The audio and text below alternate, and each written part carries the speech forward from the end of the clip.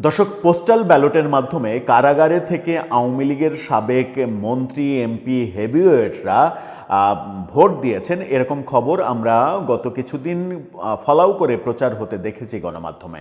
আমরাও আলোচনা করেছি, কিন্তু সর্বশেষ একটি গণমাধ্যম বিডি নিউজ 24 তারা যে খবরটা দিয়েছিল যে 40 জন রেজিস্ট্রেশন করলেও শেষ পর্যন্ত 20 জন সাবেক মন্ত্রী এমপি আমলা সাংবাদিক তারা ভোট দিয়েছেন। কিন্তু তারা কোন 20 জন ভোট দিয়েছেন এই ব্যাপারটা মানে পরিষ্কার করতে পারেনি জেল কর্তৃপক্ষ, সেটা বলেনি। কিন্তু এরই মাঝে গণমাধ্যমে ছড়িয়ে পড়েছে বেশ কিছু নাম, যার মধ্যে আমরা দেখেছি আওয়ামী লীগের হেভিওয়েটদের মধ্যে সালমান এফ রহমান, জোনায়েদ আহমেদ পলক, তাদের জোট হেভিওয়েটদের মধ্যে রাশেদ খান মেনন, হাসানুল হক ইনু, এই নামগুলো প্রকাশ্যে এসেছে। এই নামগুলো যখন প্রকাশ্যে আসছিল তখন প্রশ্ন জাগছিল যে আওয়ামী লীগ এবং তার জোটের হেভিওয়েটরা তাহলে কাকে ভোট দেবেন?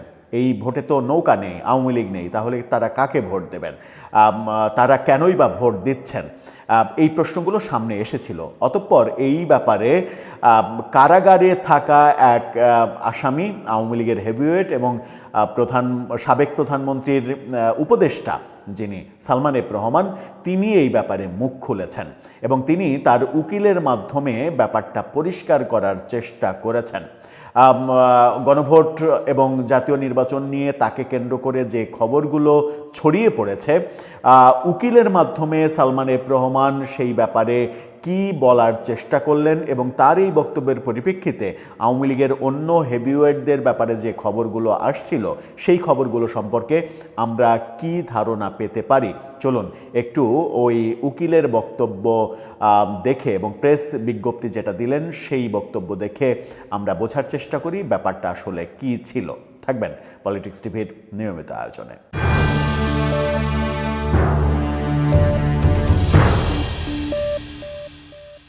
দর্শক, বলছিলাম আওয়ামী লীগের হেভিওয়েট সালমান এফ রহমান, যাকে দরবেশ বলে অনেকে সমালোচনা করেন, বাংলাদেশে প্রথম দরবেশ তিনি। তার পরে আমরা এনসিপিতে একজন নয়া দরবেশ দেখেছিলাম যার নাম সালাউদ্দিন তানভীর। সেই দরবেশকেও দেখেছিলাম যে সদ্য বড়লোক হয়ে বিশাল কোটি কোটি টাকার গাড়িতে চড়ে মানুষের মাঝে টাকা হাতে নিয়ে টাকা বিলাচ্ছেন। যাই হোক, দরবেশ সালমান এফ রহমান, তার ব্যাপারে তার উকিল একটা প্রেস রিলিজ দিয়েছেন। সেই প্রেস রিলিজে তিনি বলার চেষ্টা করেছেন সালমান এফ রহমানকে কেন্দ্র করে পোস্টাল ব্যালটে ভোট দেওয়ার যে খবরটা ছড়ানো হয়েছে সেই খবরটা মিথ্যা।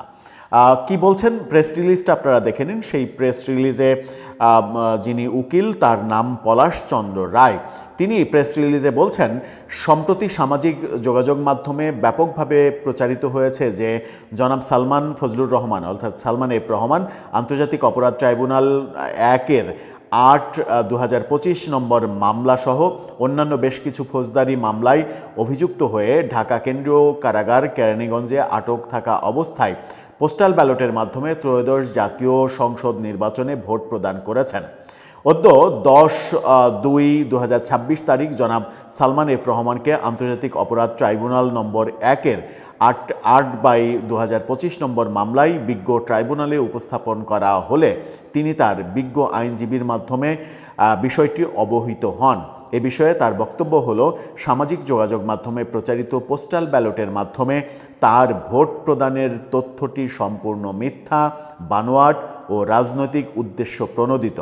প্রসঙ্গত উল্লেখ্য যে পোস্টাল ব্যালটের মাধ্যমে ভোট প্রদান করতে হলে নিয়ম অনুযায়ী পূর্বেই রেজিস্ট্রেশন করা আবশ্যক। তিনি পোস্টাল ব্যালটের মাধ্যমে ভোট প্রদানের জন্য কোনো ধরনের রেজিস্ট্রেশনও করেননি।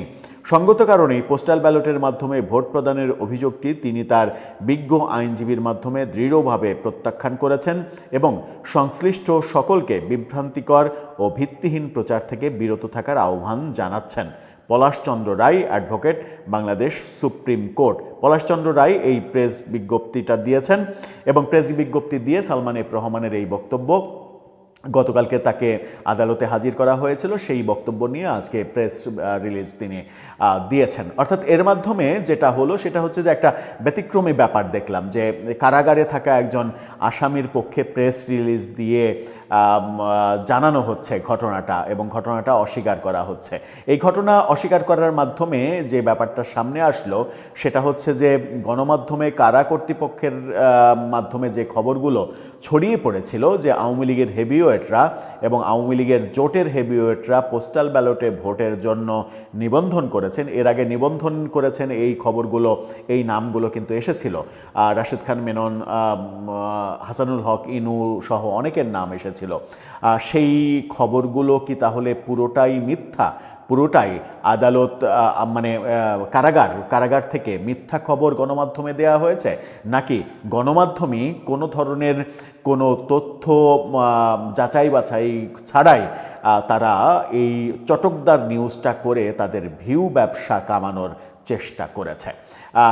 ব্যাপারটা খুবই ইন্টারেস্টিং, এবং আমরাও মানে ব্যাপারটা নিয়ে প্রশ্ন তুলেছিলাম, একাধিক ভিডিওতে প্রশ্ন করেছিলাম যে এই আওয়ামী লীগের সাবেক হেভিওয়েটরা যদি সত্যিই ভোট দেন তাহলে কোথায় ভোট দেবেন, কোন মার্কাতে ভোট দেবেন, ধানের শীষে নাকি দাঁড়িপাল্লায় নাকি অন্য কোনো মার্কায়?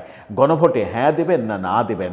এই ভোটে তারা অংশগ্রহণ করা মানে তাদের দল থেকে তাদের দলীয় নেত্রী যে ভোটকে বর্জন করছেন সেই বর্জন অমান্য করা, সেই বর্জন না মানা, এবং এই ভোটকে তাদের দল থেকে বৈধতা দেয়া। এবং পরবর্তীতে এই আলোচনা আসবে যে কারাগার থেকেও তো আওয়ামী লীগের আসামিরা, আওয়ামী লীগের বড় নেতারা এই ভোটে ভোট দিয়ে এই ভোটকে সমর্থন জানিয়েছেন। তাহলে আপনারা এই ভোটকে কিভাবে বিতর্কিত বলেন? দর্শক, আপনার মতামত এই ইন্টারেস্টিং ব্যাপারে জানিয়ে লিখতে পারেন আমাদের কমেন্ট বক্সে।